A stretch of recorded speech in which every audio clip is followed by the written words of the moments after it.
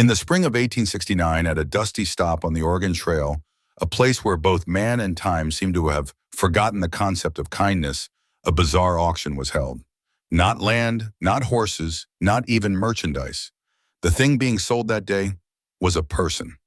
She stood there on a crude stage made of old crates and plywood, her bare feet covered with red dust. The sack covering her head hid her face, her name, her age.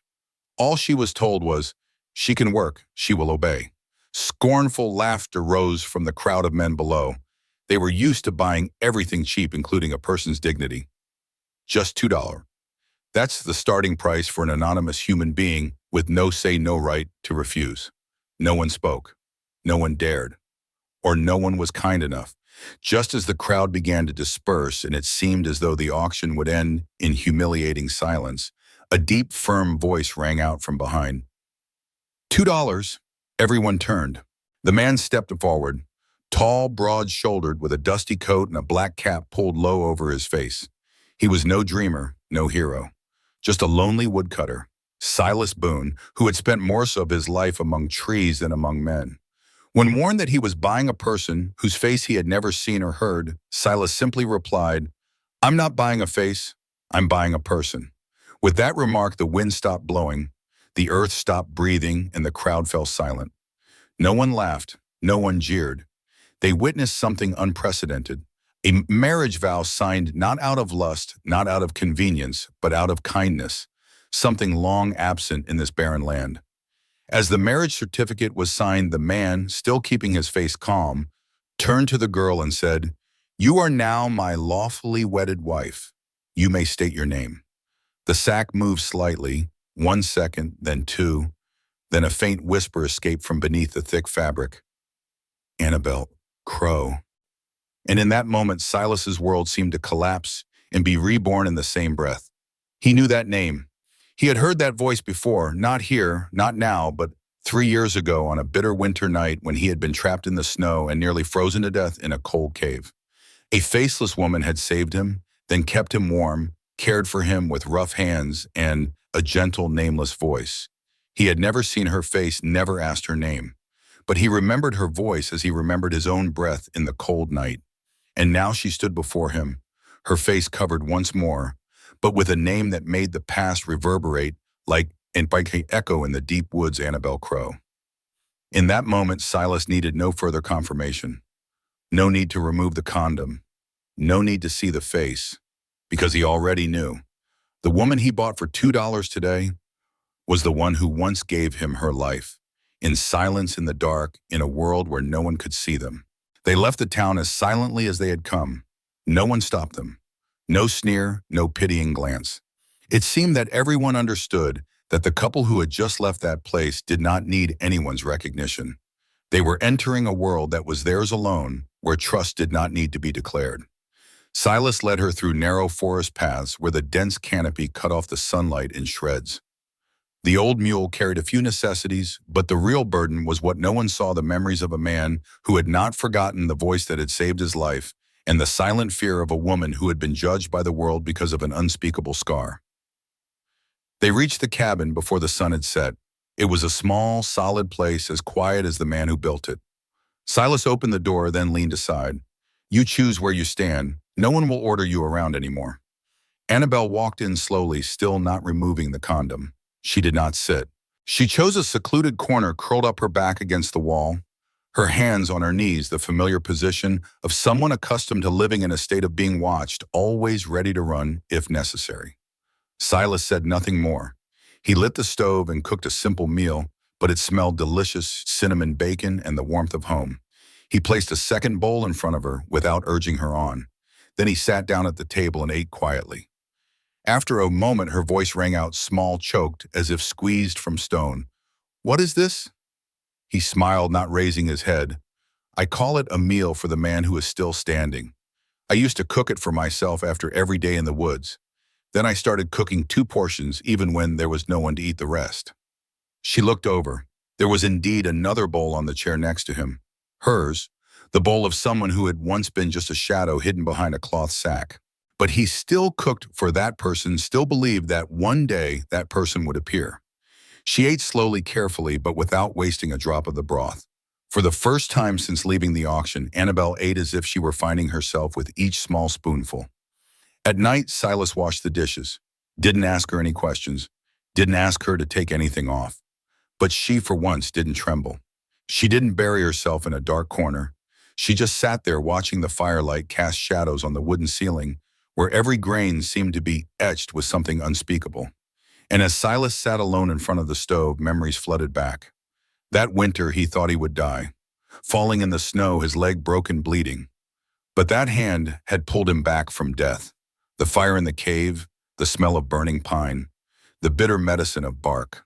And the woman wrapped in a blanket, no name, no face, only a voice as soft as the wind blowing through the winter leaves. The voice was Annabelle's voice.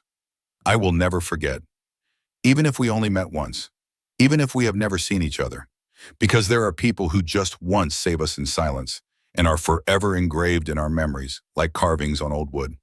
The next morning, Annabelle stepped out of the cabin. Her head was still covered, but her posture was different, more muscular. She sat under the old pines facing the sunlight filtering through the leaves. Then, with hands shaking but determined, she untied the knot of the sack. She pulled it up just enough to expose her nose, mouth, and one cheek. Not an impulsive act, not a challenge, but a beginning. From the backyard, Silas watched. He said nothing. He just continued wiping his saw, then whispered to the trees, I was hurt once, in the middle of winter. Almost died. Someone saved me. She didn't tell me her name. She didn't show me her face. But I remember her voice. Annabelle did not turn around. But when Silas finished his story, she took the condom off her head. Her face appeared not disfigured, not monstrous, just the face of a woman who had been driven to hell. A curved scar ran from her temple to her chin, like the mark of a savage hand that had tried to tear her honor from her. She recounted it all, the resistance, the accidental death of the innkeeper, the slander, the judgment. And finally she said, I didn't ask to be saved. I didn't ask to be bought. But now I'm tired of running away from myself. Silas did not hug her. He did not say anything. He simply replied, thank you for telling me. You didn't have to. But you did. And in the late afternoon light, something blossomed. Not bright, not dazzling, but real. Like a sprout growing from the ashes, life quietly seeped through the debris. Time passed quietly. No one counted the days, but the leaves in the woods had changed, and the cold winds were now as gentle as the breathing of the earth. In the cabin at the edge of the woods, Annabelle no longer hid in the corner. She began to go out more, tending the small garden on the porch, lighting the fire when it was cold, letting her hair hang loose and untangled, letting the wind flow through the strands that had been hidden for so long. Silas was still the same, quiet, calm, never pushy, but his presence was always there. A quiet, steady pillar. And that created something Annabelle thought she would never have again: trust. But the peace in the woods doesn't last forever. Rumors travel faster than smoke. And when a woman whose scar once hid her face is now free with a man who won't deny her, the rumors begin to whisper. And they reach the ears of someone whose name her past trembles at Cutter, the bounty hunter. He doesn't care about right or wrong. He just needs a target, a woman who killed and ran away, a commodity to capture, to trade for money. Cutter came like a storm with a lean figure, cold eyes, and the walk of someone used to hunting. He asked around the lumber station near North Ridge, pretending to look for work, pretending to be lost. But Silas recognized him immediately. The way Cutter scanned the woods, the way he stood still as stone before he acted, that was the look of a true predator. When they returned to the cabin, Silas said curtly, he's after you. Annabelle didn't cry. She didn't panic. She stood by the stove, stirring the bland soup, her eyes distant, as if recalling another night, a scream and a blow that had turned her into a prey and driven her from her own life. Then she walked to the end of the bed, opened the old wooden chest, and pulled out the sack, the thing she had thrown away, as a promise that she would no longer hide. She smoothed it out, her fingers trembling slightly, but not with fear, but with will. I will wear it again. Silas was surprised and immediately disagreed. I don't need it, but she shook her head. This time I chose it, not because of fear, but because of strategy. And so the plan was laid. Annabelle would ride east along the trail alone with her head covered. She would take Cutter with her. Silas would circle the mountain road, go to town, and join forces with the police. If successful, the hunter would be led straight into a trap. That morning, as the first pink light crept over the treetops, Annabelle mounted her horse, the sack drawn over her head again, for the last time. But this time not to hide from the gaze, but to draw the dangerous gaze. She rode steadily, unshaken. She was the one in control of the plan, no longer the one dragged along by fate, and as they predicted, Cutter took the bait. He tracked her like a hungry wolf. But when he caught up with her in the canyon leading into the mountains, Silas and 3 others, including the sheriff, were waiting. He drew his gun first, but not fast enough. He was knocked down, disarmed, tied up, and loaded onto his own horse and taken into custody on charges of manslaughter, attempted murder, and assault. From the top of the hill, Annabelle watched it all. Only when Cutter was taken away did she urge her horse closer. Silas waited there, not speaking, not touching her, but his eyes were brighter than the afternoon sun. Annabelle paused, unwrapping the condom from her head, folding it over with both hands slowly. She looked at the piece of cloth, once a prison, once a mouth, once a shell, now evidence of her choice. "It saved me again," she said, "not because it hid me, but because I knew how to use it." Silas asked softly, "So what are you going to do with it now?" Annabelle looked around the trees, the path she had run, the open sky with no ropes. She folded the sack again and hugged it, not as a wound, but as a memory.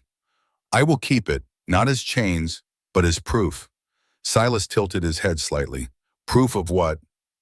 Annabelle smiled. "It was small, but full of light, that even prison can be a shield, if you choose it." For the first time since she was sent on the run, Annabelle was no longer a fugitive. She was a decision maker. She was standing. She was starting to believe that light was not just for those who had never been hurt, but for those who dared to look at the scars and move on. Peace, no matter how precious, is the most fragile thing when built amidst the ruins of pain. And for Annabelle, it was never permanent. From the day Cutter was captured and taken away, Annabelle thought that was the end of her days on the run. But she had forgotten one thing on the dusty roads of the Wild West. Justice is not only in the hands of the law, but also in the hands of those in power, or rather those who know how to turn people into commodities. Just a week later, before the early summer sun had time to dry the morning dew, Silas returned from the lumber yard with a stony face. He placed the leather bag on the table, his eyes fixed on Annabelle, who was stoking the fire. "Cutter has been released." She didn't ask why. She just stood there, her hands frozen in midair, as if the fire in the kitchen had just gone out. He had backers. He had money. He had lawyers from the city. They said there was no evidence of murder. It was all a misunderstanding on the mountain road. He left the prison this morning. Silas needed no further explanation. They both understood. Cutter would return, not just to finish the hunt, but to punish the resistance. To a man like him, a woman who dared to deceive, to confront, was an unforgivable insult. The air in the cabin was thick. The wind whistled outside the window like the whisper of fate knocking on the door once more. Annabelle looked up, her eyes not red, not wet, just deep and bright, with a strange light of someone too tired to be afraid and too clear to wait for luck. "This time I won't wait for him to come to me." Her voice was soft but as hard as steel. "I'll take him to a place he never expected." This time the plan wasn't just for self-defense. It was for the end. There was no cry for help. There was no line between safe and dangerous. There was only one path: go in or back out. And she chose. They split up to prepare. Silas secretly contacted the townspeople, the sheriff, the patrols from the northern edge. He mapped the eastern hills where the trees were thick and the terrain rocky, but inconspicuous enough to set up an ambush.